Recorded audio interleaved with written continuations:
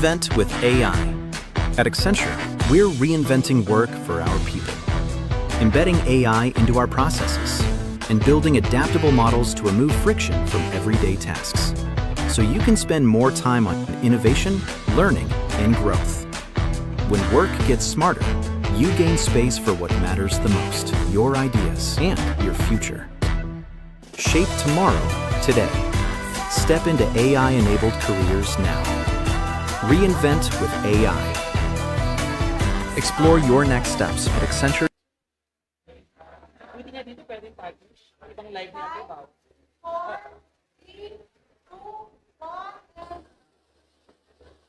Hello everyone, and welcome to Accenture Live.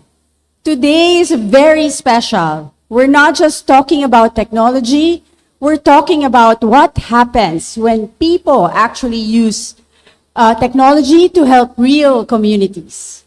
We're coming to you live from Napindan Integrated School. Napindan in Taguig is one of our adopted communities for our Sulong Pinoy initiative. And earlier today, this campus was full of volunteers. They cleaned school spaces, conducted reading tutorials, we did a medical mission and turnover of assets, all to help get the school ready for learning. And some of them are still here. So there are volunteers. Hi, volunteers. So it's already, some of them started at 2 a.m. and they're still here, which tells you something. People don't just show up for the event, they stay. If you're joining us live, drop a comment and let us know where you're watching from. Okay, let's get this started. I'm joined by the people who are bringing all of this to life right here on the ground. First, joining us is Rudy Giao, our CIO lead for Accenture in the Philippines and the Corporate Citizenship Managing Director sponsor. Welcome, Rudy. Maraming salamat, Ambe, and of course, sa mainit na pagtanggap ng Napindan community. Maraming salamat. Thanks, Rudy. Our next guest is Luis, Accenture's project manager behind eBarangay. We'll talk about eBarangay today, an app that helps residents access barangay services more easily through their mobile devices. Hello, Luis. Hi, Ambe. Hi, everyone. All right, and we also have with us Mods, who has been an active volunteer for almost all our corporate citizenship activities. Welcome, Mods. Hi, Ambe. Good morning, Napindan, and good morning to all the volunteers. All right. And finally, of course, we have Dr. Joselito Mataak, the principal of Napindan Integrated School. Welcome, Ho. Good morning, Ma'am Ambe. We are very grateful for this partnership because Accenture is not just giving resources, you are actually helping us build a smarter, safer, and future-ready school. Wow, thank you, sir. And I'm so glad you're all here. Sige, before we get into it, I want to start with an icebreaker.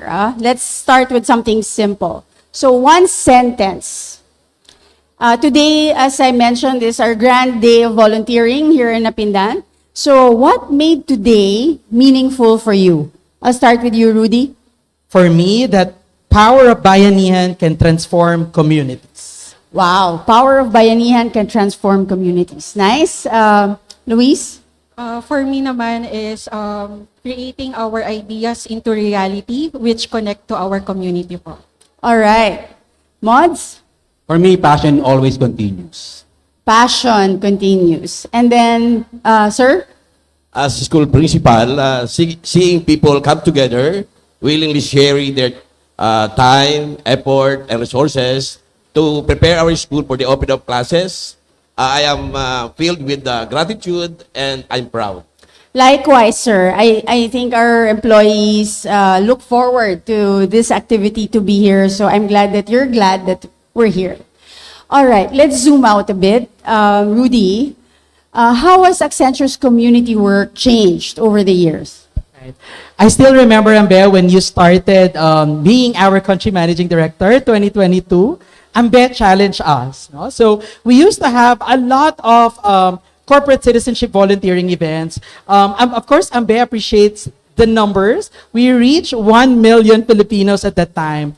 But she wanted us to take it to the next level. It's not just about touching or connecting lives, it's actually about transforming. So that's where we started the concept of integrated community development. So we partnered with Save the Children Philippines and a lot of other NGOs, including governments also, to reassess different communities in the cities where we operate. Right? So we have it in Cebu, Manila, and Ilocos. And that's where we started the Sulong Pinoy. Right? And as we speak, we are on our third year partnering with those barangays and second year with Save the Children for the Future program. Thank you, Rudy. And of course, with your passionate leadership as our corporate citizenship sponsor. So, my follow-up question to you. Nowadays, we talk about AI all the time, no? And this series is actually reinvention with AI. So, as we continue to focus on reinvention through AI, how does that translate into our community work? One thing I love about how we do corporate citizenship in Accenture is we're not just focusing on the power of time, treasure, and talent, which of course Ambe has given us as our kind of like an anchor. We've always ensured that we humanize technology. Accenture being an AI-powered company, we've always challenged ourselves, our volunteers, on how we can actually use AI for the community. So earlier today, we have turned over 4 AI assets. So first, Ambe was the very score. It was turned over to Passerelle Numerics. Of course, we're not missing our communities in Visayas and Mindanao because that was for Passerelle Numerics. No? So we are screening the scholars from Visayas and Mindanao and ensuring that we get the right scholars, no, for the funding on their scholarship. Second was Aqua Agri. So it is we are helping increase the lifespan, no, of the fishes, no, from the fishermen. So we are actually working with Bureau of Fisheries and Aquatic Resources, coming from the ponds and of course river or oceans, going to the market. We use the power of IoT, automation, and AI to ensure na yung number of we call it yung mga fishes, no, the small fishes na aabot sa market is mas mataas kasi we heard from the fishermen, Ambe, na 55 to 60% namamatay habang tinatransport. And with the power technology, it has actually been reduced to just 10 to 15%. Right? And then today, we turned over 2 assets. One is with the teachers of Napindan. We actually have turned over the EduForm suite. It is the lesson plan, no? AI-powered lesson plan for teachers. I know later, si Sir will also share, no, his thoughts about the impact, no, in terms of productivity of the teachers. And then last is the one we turned over, Ambe, no, to the barangay, wherein we did e-Barangay Express, right? Wherein we digitized the barangay services. And Luis here later will, of course, talk about, you know, how we have improved the overall experience of our citizens here in Barangay Napindan. Wow, Rudy, thank you very much for describing to our audience what we're doing, and what you shared really shows that our impact has evolved, not just in how often we show up, but also in how we solve problems. And this is one way where technology comes to life, no? In how we solve for real everyday needs. Sige, let's now go to Luis. So, I mentioned earlier, you're a project manager for one of our important initiatives for the barangay. So, Luis, describe to us, what does it look like when technology is built for real communities? So, to start off, yung e-barangay is digitalizing yung mga barangay services wherein people can now access through their phones or any devices our application online. So in here, currently kasi, when people do get services from their barangays, they physically go to the barangay itself, line up, move to different offices, right? But here for e-barangay app, they just need their phone, their devices, to request the needed documents like mga permits, clearances, or even their IDs. So with that, we really cut yung time just to request those documents. Absolutely. I personally, my kids had to apply for barangay ID so that they can vote. They had to be absent from school. So nobody likes lining up at the barangay, especially on a busy day. So, Luis, can you walk us through e-barangay and what can people actually do with the app? Okay. So, hindi lang siya for the residents, no? We also try to help our barangay themselves, no? So, we are trying to move to or transition to digitalization wherein we ensure their records are organized, up to date, and accurate. So, we wanted to make sure na they have that visibility para when they do serve their people, it is more efficient. So, we also applied AI there wherein in practical ways, we're enabling multiple languages like Tagalog, English, Ilocano, Cebuano.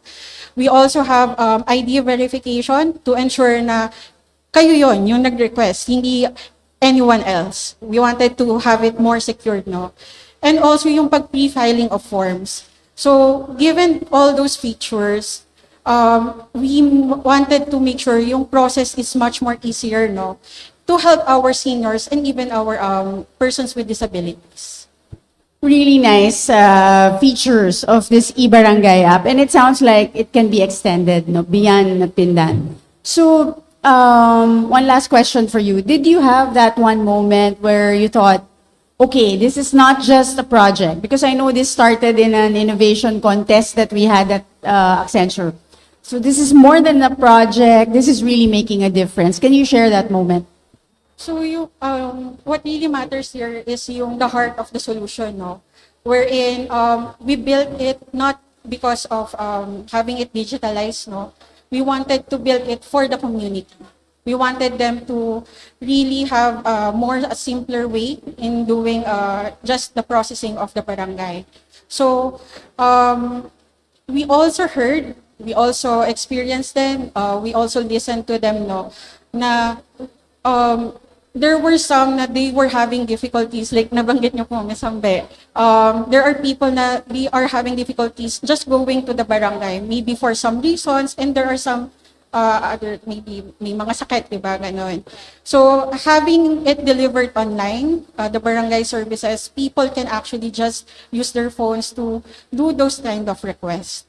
So, I think to summarize din, no, by the end of the day, we just wanted people to make it more simpler for them, more secured for them to just access yung mga services ni barangay.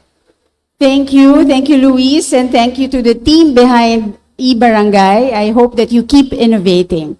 And that's what this is about, making everyday life a little easier, a little faster, and that might seem simple, but it's actually pretty powerful. This is what Reinvent with AI looks like. AI helps us scale, but it's people who make sure that impact actually reaches the communities who need it the most. All right, let's go to Sir Mataak and Mods. Let's go first, sir, to you. No, you see the impact every day, and you've been working closely with Accenture through this partnership with Napindan Integrated School. What impact has this partnership had on your school? And more importantly, how have your students experienced that change? This partnership has truly modernized our school. With better digital tools like AI, our teachers has become more efficient, and our students are become more active in class, engaged, and confident in class. Very nice. And we've been coming here. We also see the physical improvements in the school. So congratulations. Thank you, sir. That really brings it down to what matters, no? And how people are actually experiencing it day to day. And we're so happy that your students are influenced by the change. Thank you. Mods, let's bring you in the conversation. I've seen you in almost all of our volunteering activities, so I'm sure you do more than me. What makes you say yes every time? Thanks for asking, Ambe. I believe in Accenture advocacy to always bring or give back to the community. That's why, regardless of the type of volunteering, whether it's online or face-to-face, I would definitely say big yes. So what is your advice for those who kind of thinking about volunteering and want to say yes, but they haven't quite done it yet? What's your advice for them? I think the advice that I can give to them is just to try it, because a lot of people is scared to do it, you know? Hesitant sila eh. Kasi baka, ako nakakapagod lang yan. Pero mind you guys, no, if you're doing a volunteering, no, it's not about forcing someone to do it. It's about the impact after mo gawin yung volunteering. And just to add, since high school kasi sa barangay, sa school namin, I volunteer na kasi naniniwala ko, if I volunteer, if I help someone or something, it has an impact. It may be small, it may be big, but it's always have an impact. Yes, and I agree. You actually feel much better. No?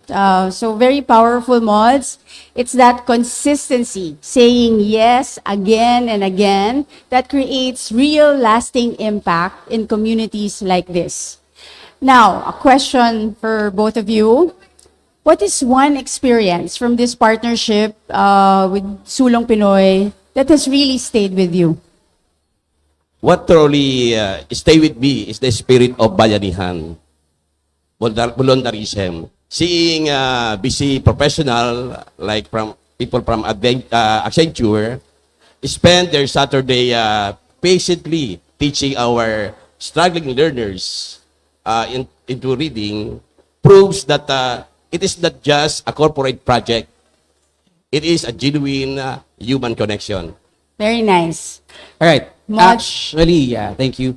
Maraming volunteering activities that the corporate had conducted here in Napindan. But the notable I had recently was just last year, yung digital safety training with the students of Napindan, teachers, and the constituents, no? So the good thing about the digital security training is because you able to share your knowledge how to protect yourself securely, no? So, imagine, no, bata pa sila, natutunan sila what's deepfakes, what is OTP, and the scam. So, yun yung talaga sa mga tumatak sa akin, yung digital learning and social media responsibility. All right. Okay, that's really inspiring. Thank you, sir and mods. And this is what it comes down to. Not just innovation, but connections. Not just solutions, but real everyday impact. Now, we'd love to hear from you. We've been gathering questions from our audience watching on Facebook Live. So let's take a few of them now. Okay, I believe we have a first question from Paul. Paul is asking, what is the most impactful project that Accenture has done for the community? And anybody wants to volunteer? Okay, Mons. I think the iHome is one of the biggest activity that Accenture has for the community. Can you expound for our audience? Yeah, iHome basically is a home foundation where Accenture provides home to the community, so they can have shelter and they can all. That's the way to start their businesses. Yeah, that's iHome's basically all. Yeah, this is right in Napindan, In Napindan, right? that's right, We yes. built homes for PWDs Yes, in the community. Rudy, what about you? Yeah, probably for me also, I would like to highlight the Skills to Succeed program that we do. It is in partnership with Department of Education, CHED, and TESDA, right? So we actually have so far covered almost 300,000 plus learners. So imagine that, no? I mean, Accenture here in the Philippines, we're like more than 80 plus thousand, and we actually have a wider reach even to the entire, Philippines archipelago because of that partnership with those NGOs, and through that platform, wherein we have increased their employability by 70 to 80%. Right. Wow. So that's life changing. That's really nation building also. Yes. Thank you, Rudy. Okay, we have a question for Luis from Mara. What skills are needed to work on solutions like e-barangay? For me, mix of both. You need to have that technical skills and also yung human skills. Technical in a way that you're going to build the solution. Well, you also need yung empathy to understand the people, the community. I think you also need yung communication. You need to listen, you need to speak up. And lastly, you need to have that problem solving wherein you translate yung problem to a practical solutions. Wow. So, she didn't mention just technical skills, more human skills, which we emphasize in this age of AI, the listening, diba? Like, kasi even if we build technology, if it's not useful to the communities that it's trying to serve, then it's not very impactful. So thank you for sharing those skills. Sige, we have another question from our audience, from Naij Mesias. What and how can Accenture counter digital among learners and educators in the VUCA world? Okay, how can we counter? So VUCA means our world is becoming volatile, uncertain, complex, and ambiguous. No, so that's what VUCA stands for. Sorry, can you flip back to the question? How can Accenture counter digital? I think we're missing a word, among learners and educators in the VUCA world. Rudy? Okay, yeah. First is we've also evolved the way we do our digital upskilling program. From the learn to earn, from skills to succeed, we actually have made it learn to earn. And then the learn to earn program actually, Ambe, includes a lot of AI upskilling. No? And we've also evolved our previous hour of code to now hour of AI. Right? So in Accenture, we have injected AI to like everyday lives, right? It's not something that has to overwhelm you. It's not something that you should be afraid of. We've made it into digestible programs that can easily appreciate and can boost your productivity. So that itself is really helping a lot of our community partners, Ambe, in terms of overall upskilling. Okay. And Rudy, you're right, no? The content that we share, that we teach, either through Skills to Succeed or through Hour of Code, are always evolving. So in the recent past, we infuse it with AI so that our learners will also keep up with the times. Great. We have another question from DM. What's next for Accenture's corporate citizenship? Mods, you want to... All right. Aside from volunteering, donations, and learning and leading, of course, since we're leaning towards to AI, we have developed in IMS, particularly in TINA Leadership Program, an AI called Sustainable. So what does it does? No, it allows the volunteers to learn or to determine the type of volunteering activities fits for her or him. And aside from that, we have there also the green IT. And the last part is the Accenture sustainability practices. So that's basically next for Accenture Corp Seat. From learning, and then we now move to AI part. Okay, Rudy, you want to add, please? Yeah, I'll probably add also. So, we are in the middle of our season of impact in the entire Accenture. We are actually in our culminating activity. That's why we're here in Napindan for the Grand Bayanihan Day of Volunteering.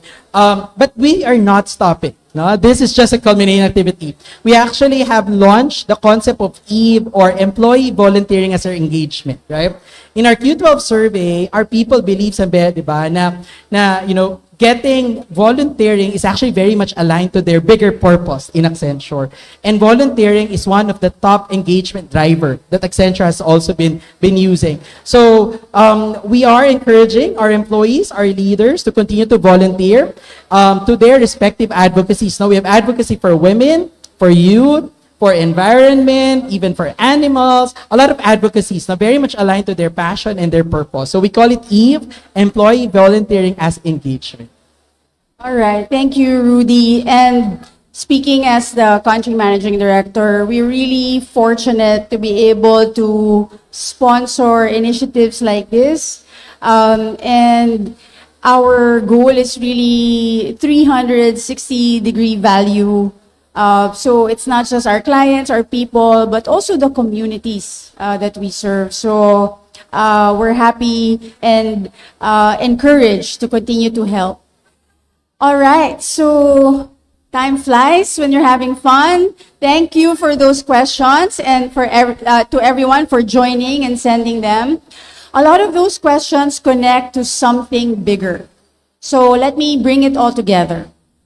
Reinvention isn't just about what's new.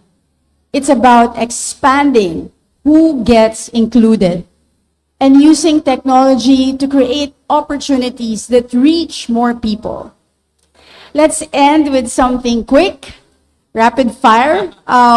One question, we'll do paganyan.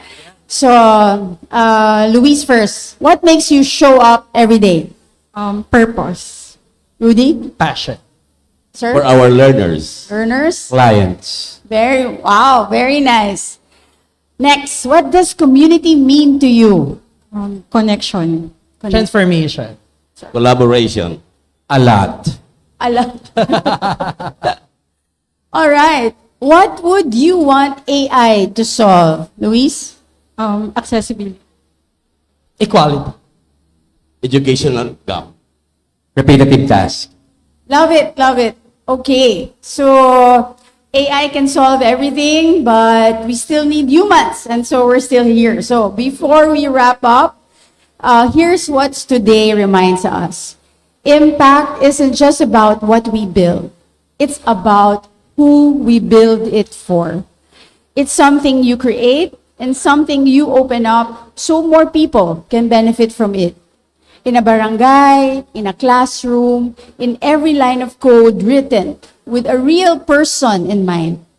This is what Accenture in the Philippines looks like at its best. People who choose to show up. Technology shaped around real community needs and partnerships that create change you can actually see. And if you're watching and wondering what meaningful work with AI looks like, this is it. And this is where it begins. If this resonated with you, stay connected. Follow Accenture in the Philippines on Facebook and YouTube, because whether you're building solutions, volunteering, or just starting your journey, there's a place for you in shaping what impact looks like. Thanks again to our panelists. Thank you, Napindan Integrated School community, and of course, our Accenture volunteers at the back. My name is Ambe Tiero. Thank you for joining us on Accenture Live.